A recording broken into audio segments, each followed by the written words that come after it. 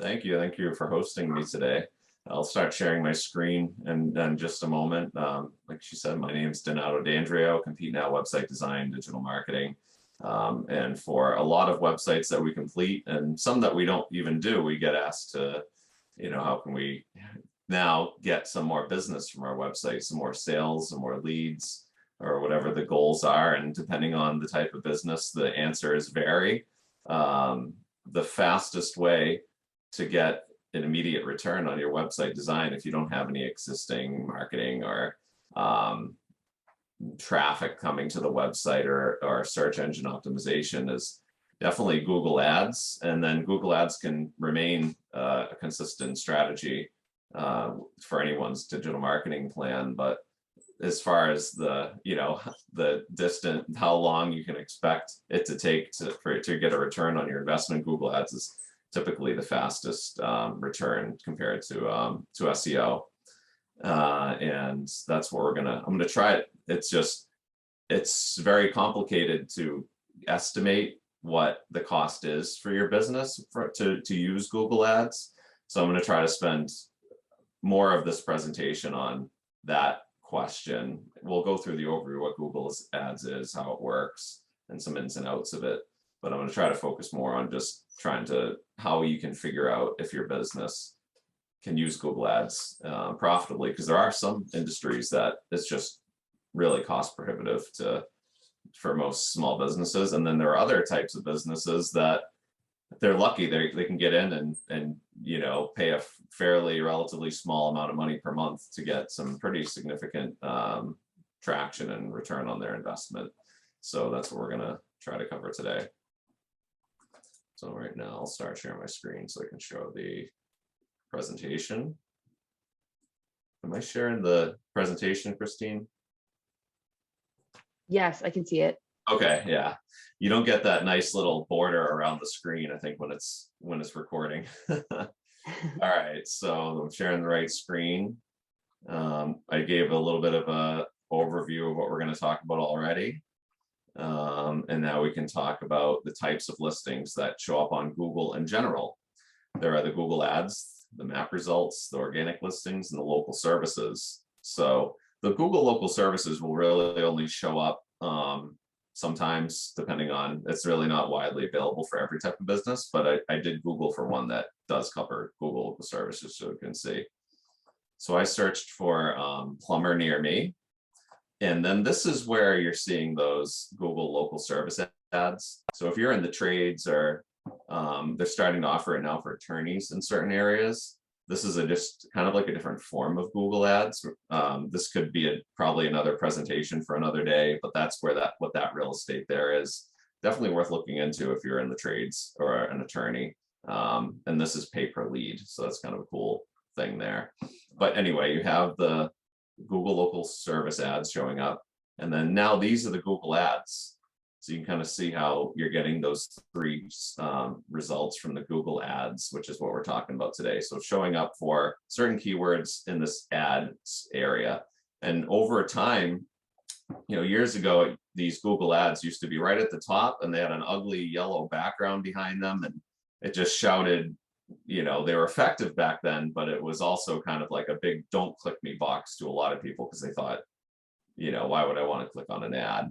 Now they're more so just this little note here that it's an ad, and they do get a lot more clicks. And you can see, just because of spacing and things like that, they pretty much are taking up the entire first view of the page.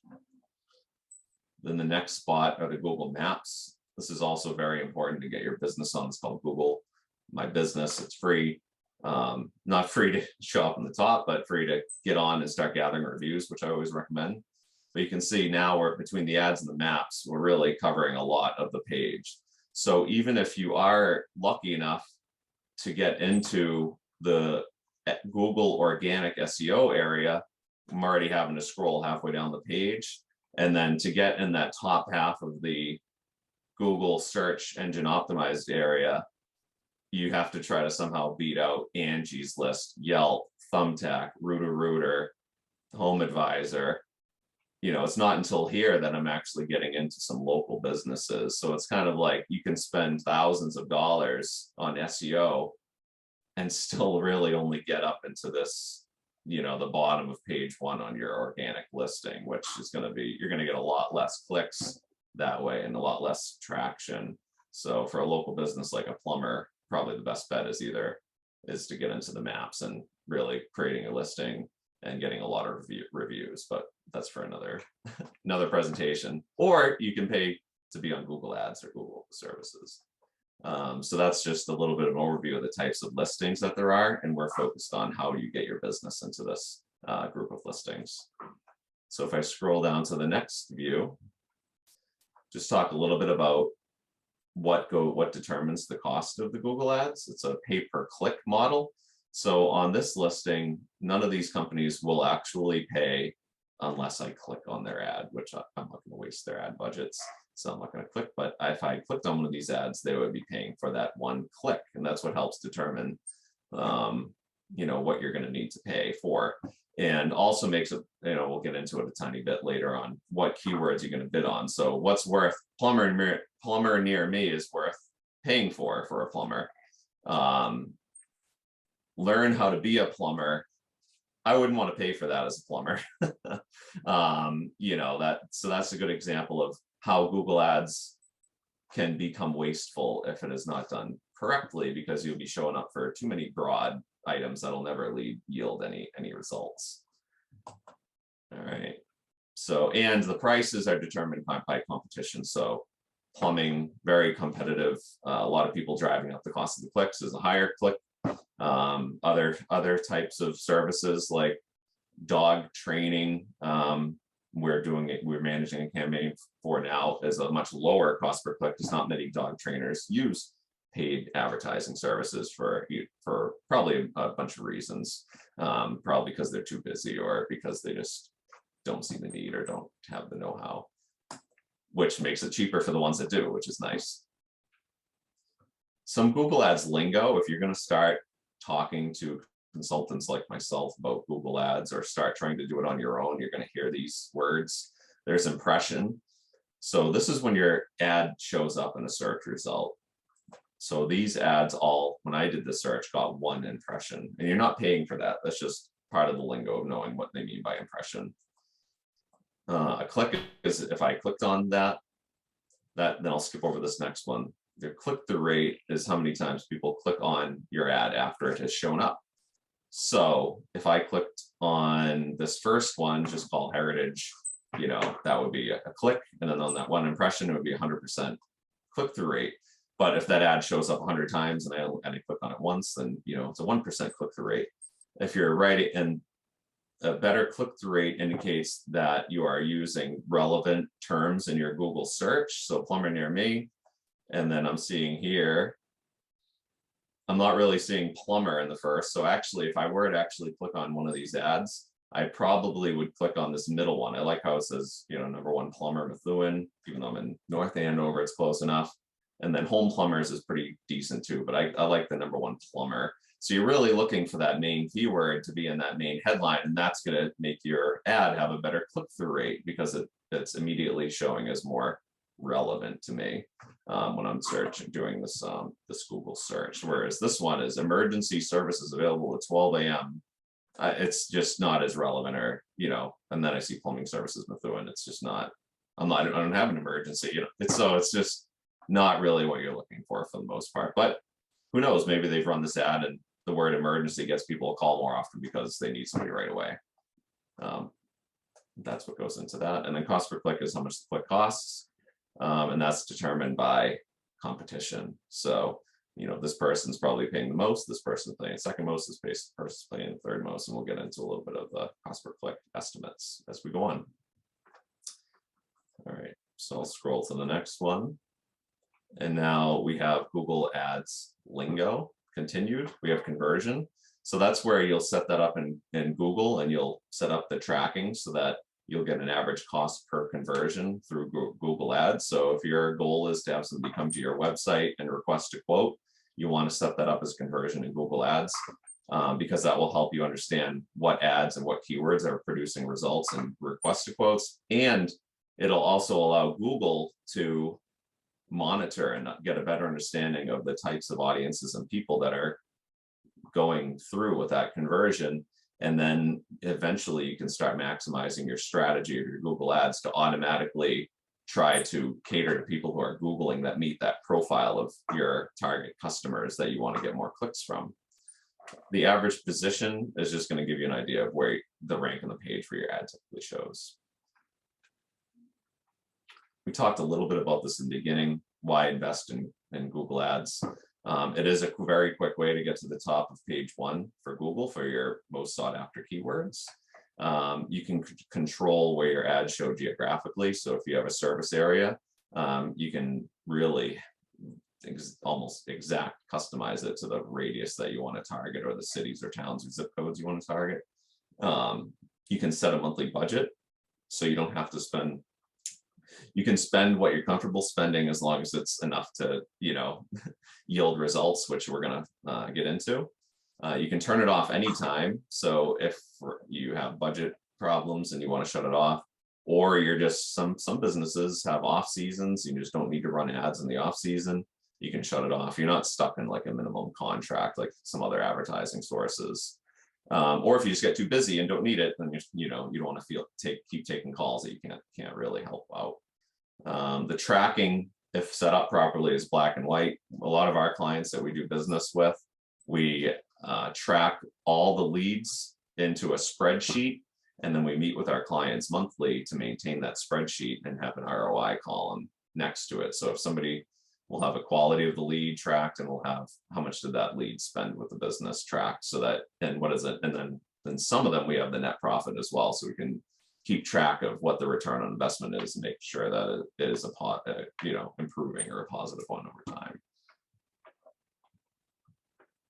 We talked a little bit about this. What about SEO on the maps? Still important, but as we showed in the previous example, it's very difficult, aside from the hyper local searches, to get into anywhere near a high enough position to hope that you're going to get an overwhelming amount of traffic for your most competitive keywords. That doesn't mean you can't get good SEO traffic or it's not worth doing.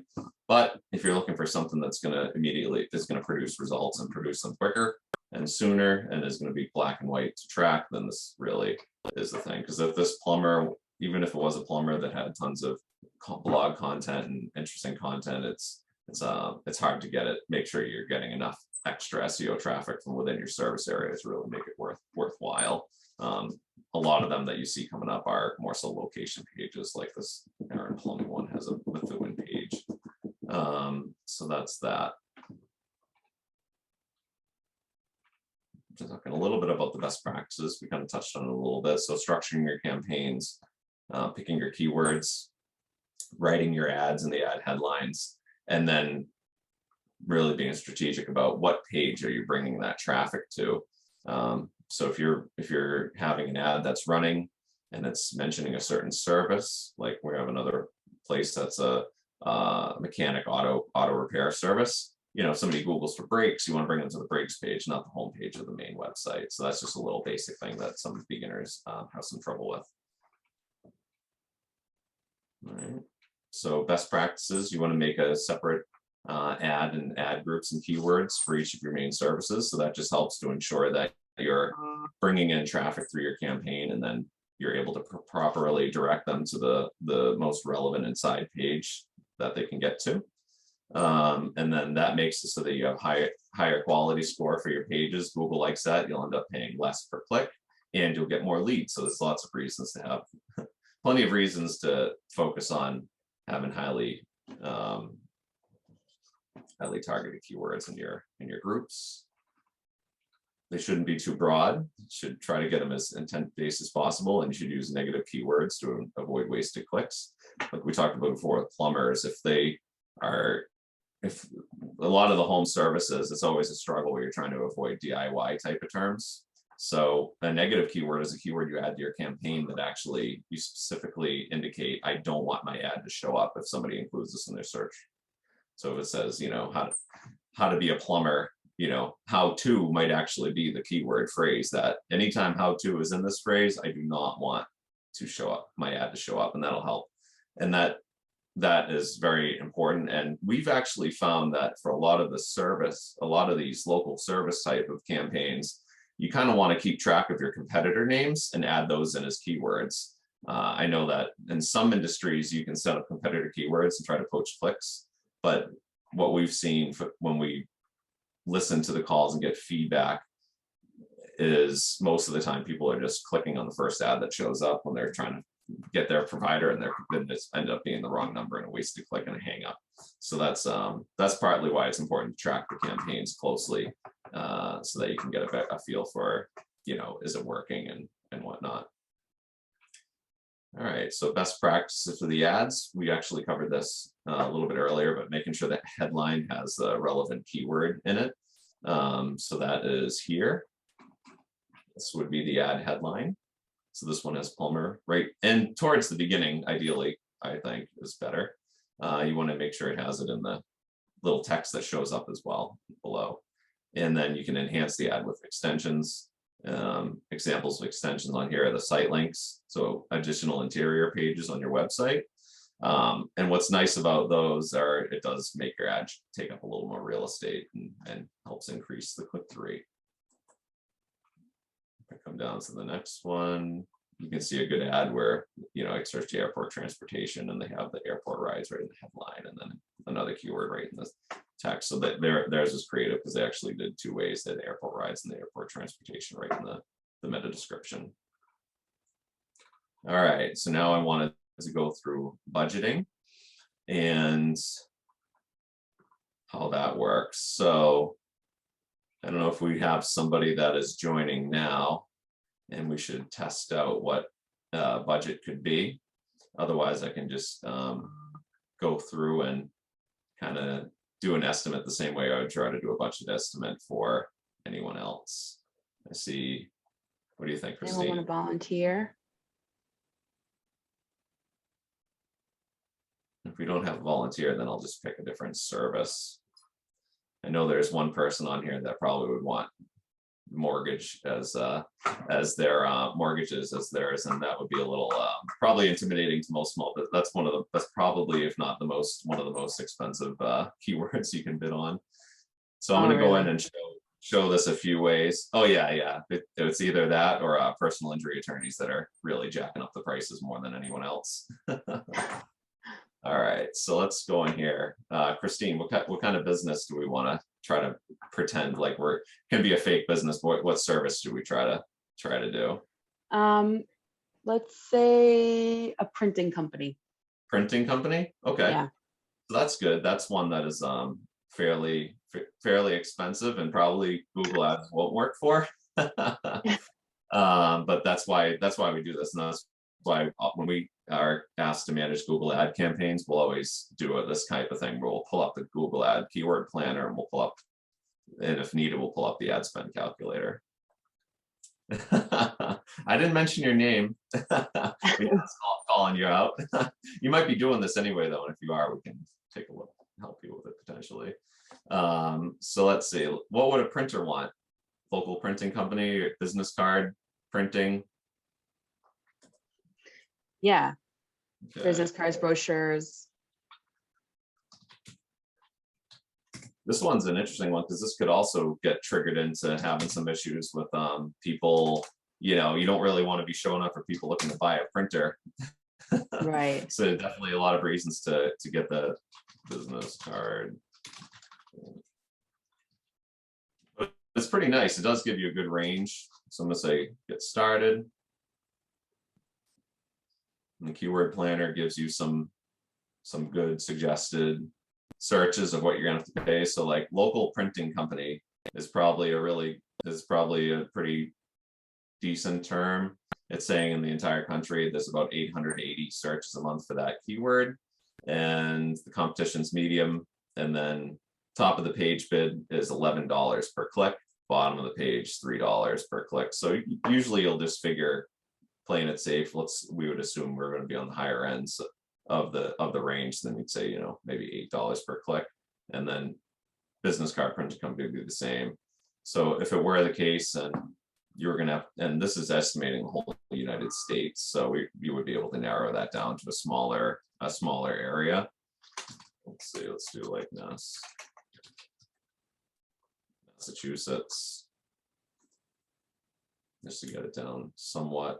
So that's how there's a lot less, and that's something we can also you also can get from the keyword planner, like how many people are even Googling for a given service at any time. So let's say you're going to pay $8 per click. You can include this and send this out, Christine, as a follow-up. But this is a really nice ad budget calculator. And what you can do is you come down, you can figure out what's the most you're willing to spend per month. Let's say it's $1,000 a month on the Google Ads is how much you could possibly think of spending on Google. And then here's where you put your expected cost per click. So let's say our expected cost per click is $8 per click. All right, and how much are you willing to pay per click? We put that in. Target conversion rate. Now, conversion rate is based on when somebody clicks to go to your website, assuming you're getting high quality traffic, what is the rate at which they're gonna, complete that action that you're looking for them to do? In the printing company, maybe that's to get a quote for printing business cards. So usually B2B business, like you're thinking probably 6% would be a pretty good conversion rate, and business consumer, it's more like 10 or 12, and then it varies a little bit even based on what the service is. If you're doing kitchen remodeling, then we're back to the 5%, because people do a lot of I think I heard once it takes like 8 months before somebody actually hires a contractor from when they first do a search and start looking into it. So now we have a 6% conversion, an average sale price. So that's where that comes in, where it's like, oh, it could be business cards for a huge organization. So then the sale is good, or it can be a small thing. But let's say they get their average sale price on somebody that just comes in looking for a local printing company, and let's say they'll make on average $8.50 on a sale, and then it becomes a matter of what is the lifetime value. So if you get them on that first, is it eventually, but and then they're saying, what's your close rate on leads? And if you get somebody coming in through the campaign, they're saying 10%. That's probably pretty low. Let's say 35% if you're getting a good flow set of qualified leads for somebody searching for a local printer, and then they find you. And then here's what you got your results. So based on $8 per click, spending $1,000 a month, you have 125 clicks, 8 leads, 8 people calling or requesting a quote. Cost per lead, $133 per lead. Value of the lead is $298, just determined by the average sale. Expected revenue, so you're expected to get $2,200 in revenue for $1,000 in ad spend, and your return on ad spend is set to 123%. So it just shows that with a 8, and that's assuming that you're getting $8.50 on a sale. So that's probably mixing in some tiny sales with hopefully a couple bigger ones. But you can see how with a printing company, it would be hard for the numbers to play out and get a positive return on investment, especially with all of the people that are looking to just order business cards online. But this is a nice exercise to go through to just determine how viable are Google Ads for you. And for other businesses, you get to the bottom of the calculator and the return on ad spend is 500%. You're like, wow, that's a complete no-brainer. That's worth doing. Let's see. So that is kind of like a way to figure out budgeting and how you can determine if Google Ads is viable using a tool like this, where you're putting in realistic numbers about what your budget is going to be, what the expected cost per click is going to be, what you're thinking your conversion is going to be. And when you're doing this on your own, then the main thing to do is just try to get an idea for what the average cost per click is going to be, and using the target conversion rate, and try to have it somewhat on the conservative side. So I'd say 5 or 6% typically for B2B, or for really high value services like a kitchen remodel, or things that, the search I did before, like a plumber, like the conversion rate should be a lot higher. That should be more like 15% if it's a good ad, and then somebody has an issue they need resolved in the next, if not immediately, in the next week. So yeah, that's just a little bit of a background on budgeting. All right, so that's what we talked about. This is just kind of like written out what we're trying to describe. then just having to evaluate, does, you know, do the numbers make sense? Is it going to be, are we setting out to do something that's going to be profitable for the business? Are there enough people searching for the services? There are some very niche services that when you start running the Google Ads keywords within a small geographic area, you start to realize, wow, there's not even that many people that are thinking to search for this service. And you have to really get into more of a, you know, a pull strategy where you're running Facebook ads or Instagram ads or ads like that are just going in front of your audience and trying to pull them in and get interested in your service. And based on the numbers, can you commit to the investment long enough so that your leads will make it? So if you're doing a kitchen remodel service and it's going to take 6 months for people to pull the trigger and buy, can you keep the leads coming in so that in the meantime, until it really, then, you know, you go from a negative profit to a significantly positive one once you get a couple sales. Like on this one, if the printer said, I only want to spend $400 a month, you know, it's still just highly unlikely that you're going to get 51 clicks and 3 leads. And then once you get 3 leads, you're really crossing your fingers and hoping that one of those 3 leads is actually going to lead to a business. So that's just part of the thinking that goes into it. When it comes to tracking, you want to track everything very closely: form submissions, calls, Google Analytics, heat maps, and monitoring and split testing, trying different landing pages. But tracking the calls and form submissions is probably the most important thing to do. Because through Google Ads, you'll track how many times conversion happens, how many times did somebody click on a quote, or how many times did somebody do a certain action. But if you can use a service like we use callrail.com, and that allows us to track really down to each call that comes in.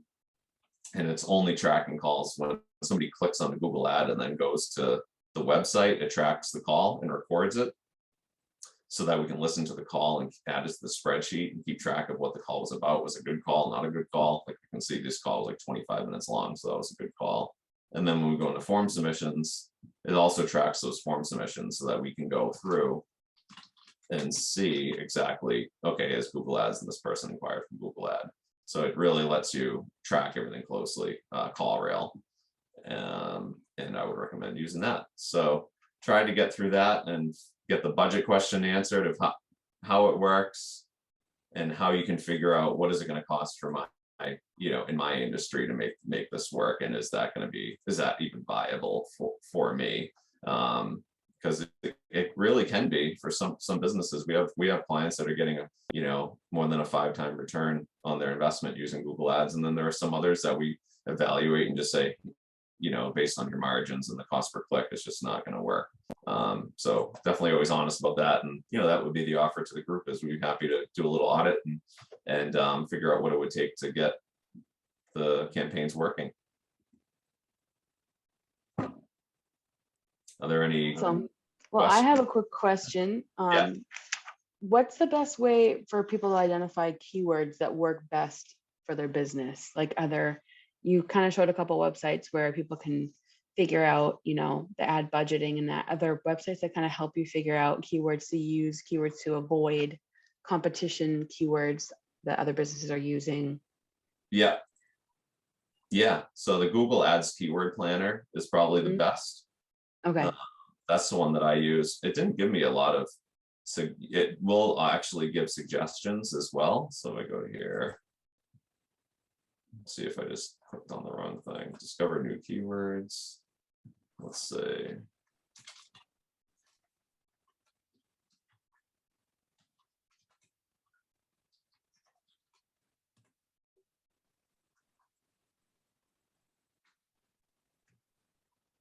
Okay, so it did. I don't know why it didn't do this before, but this is pretty good for putting in a fairly broad keyword, and then it gives you a list of all the keywords that people are searching.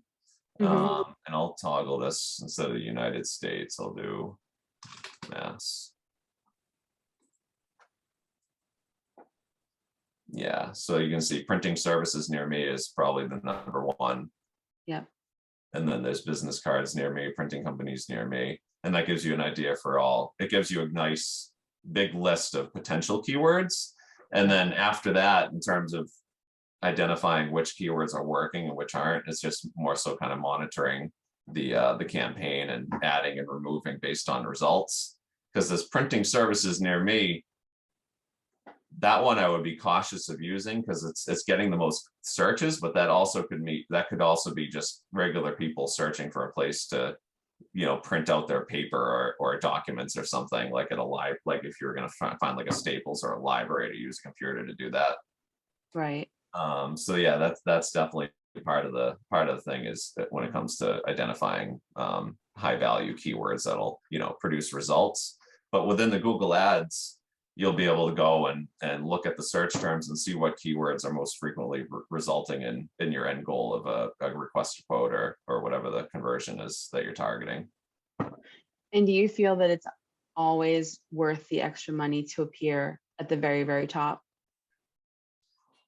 Yeah, we try to get it so that we're in the second or third spot more often, because it's, Okay. if you have a well-written ad, then as long as you're showing up in the top, you can get those clicks.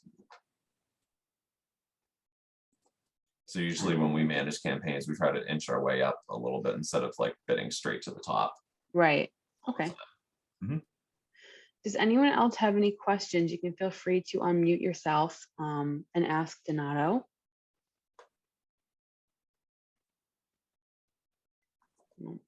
All right.